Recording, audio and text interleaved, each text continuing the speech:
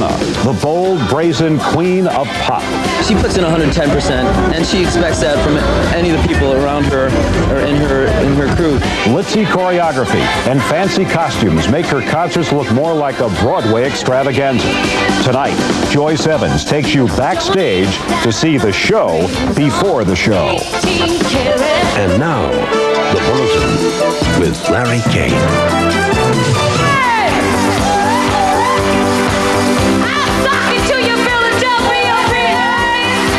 I'm a little more introverted than she is. Although I don't think she has an introverted bone in her body. Don't miss what Madonna's brother and her crew have to say about their megastar boss. But up next, it was a spectacle at the Spectrum when Madonna's bigger-than-life Girlie tour hit Philadelphia. If you have any sort of eccentricness in your personality, she does nothing but pull more of that out of you.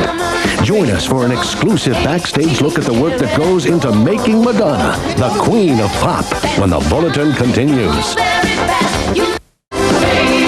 Ever wonder what it's like to be backstage at a major concert? Wonder no more. We'll give you an intimate glimpse at Madonna's Girlie tour when the Bulletin continues. Experts keep telling us that Madonna, the excess queen of the 80s and 90s, is losing some of her star appeal. Enough with the experts. Just ask the thousands who packed into the Spectrum. We were there to see the show, and KYW3's Joyce Evans takes you backstage to see the show behind the show.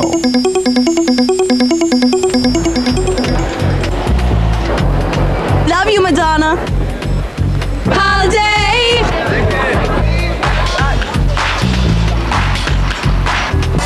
The stage is set. Dancers warm up. The racks, drawers, and bags of costumes are in place. You're backstage before showtime. Outside, Madonna arrives. Then she hits the stage for 2 hours of sheer musical theater. The Girlie Show, lucky Philadelphia, just one of a few select stops in North America for this tour. 14,000 fans witnessed the extravaganza at the Spectrum.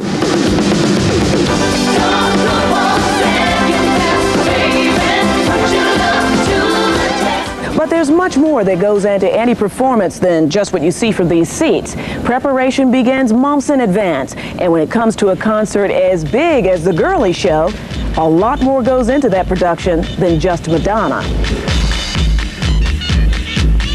There is a strategy involved in what you see on stage. For Madonna, it begins with certain inspirations. In this case, she drew upon Fellini, Gene Kelly, Marlene Dietrich, the circus, and the movie Cabaret. Have your eye, mine hair, or wonder why mine hair? I've always said that I was a rover. The costumes clearly reflect these inspirations. The man in charge of this extensive wardrobe is Rob Sadusky. Before the curtain went up, he took us to the edge of the stage, to Madonna's rack of costumes. He described what's involved in pulling the wardrobe together. Well, it takes a lot of man hours. It takes everyday cleaning and mending all the clothes. It takes having doubles and triples and quadruples, using the best fabrics you can find. Cutting them specially for her that she can dance, using fabrics that she can move in that won't irritate her skin when she sweats. This headpiece has become a sort of signature for the Girlie Show, appearing in newspapers and on TV shows around the globe. How does she dance and sing without it falling off? We have it anchored, you see. We have it built all the way around the back. And then she has a chin strap that comes out from the top, and it goes all the way down, and the tension holds it on her head when she moves. And of all of the expensive costumes, we found out which one is Madonna's favorite. Her favorite would probably be the shorts and the t-shirt that she wears at the end, because it's the most comfortable, you know, and she can really breathe. This Broadway-style production is a family affair, directed and designed by Madonna's brother, Christopher Ciccone. Our objective this time was to get her in the audience, to make them feel like they were, I know people always say this all the time, but part of the show. And she's actually is having a good time on stage rather than working. Very romantic. What happens when you're The police are here, and Christopher works with his sister a lot. He directed the Blonde Ambition tour and was also part of the movie that documented that tour, Truth or Dare. And if he's not working with Madonna on a stage production, he is designing and decorating one of her many homes. They share a special bond. we make a good team. We understand each other. We speak a similar language, but our needs are different. My needs are different from hers. I'm a little more introverted than she is. Although I don't think she has an introverted bone in her body. Dancer Carlton Wilborn also knows a lot about Madonna. You see him here in the Truth or Dare movie. He toured with Blonde Ambition, and Madonna called him up again to join her this time around. The thing that's exciting about her is if you have any sort of eccentricness in your personality, she does nothing but pull more of that out of you. You know, it's so great to work for somebody that's saying, give me more, give me more, give me more. She's secure enough with her power on the stage that she doesn't mind giving it up and allowing the rest of us to have our moments. And as a performer, you can't ask for more than that. And what's a concert without a band? Guitarist Paul Pesco has played with Madonna for 10 years. He loves the way she collaborates. In the rehearsal process, when we were developing the arrangements for the songs, it was completely that. It was a democratic, interactive process. So, we'd start, the band would rehearse early in the day. We'd learn the song, the album version, and then she'd come in after dance rehearsal and pick it all apart, and then we would just sort of throw in ideas, and she would let whatever the best idea was, like essentially the cream, rise to the top, and I think it was a great way to work. Paul remembers the early days working with Madonna, the days and nights when stardom was just a dream. I started working with her in 1980-81. She didn't have a record deal. We were rehearsing in the Music Building in New York City. She had a manager. We got paid $30 per rehearsal. I always knew. I knew from the beginning that she had something special.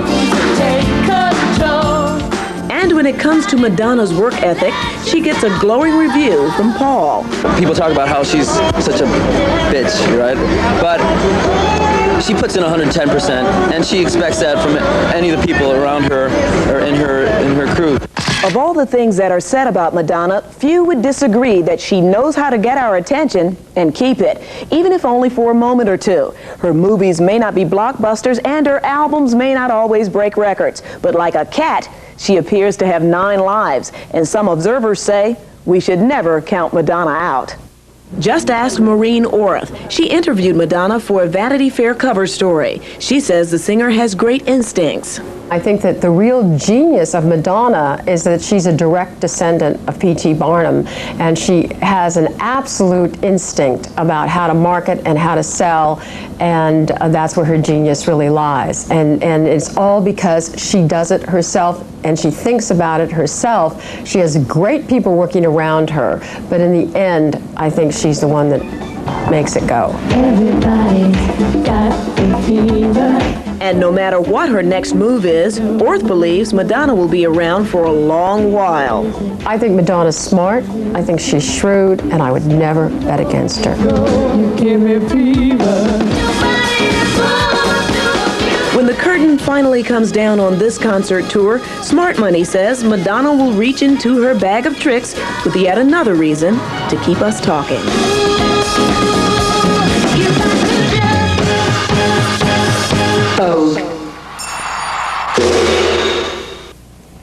My friends will tell you that I'm not exactly a man of rhythm, but I caught a Madonna show at the Spectrum a few years ago, expecting not to like it, and although the language was kind of rough, I was really surprised at how great it was. It was really terrific.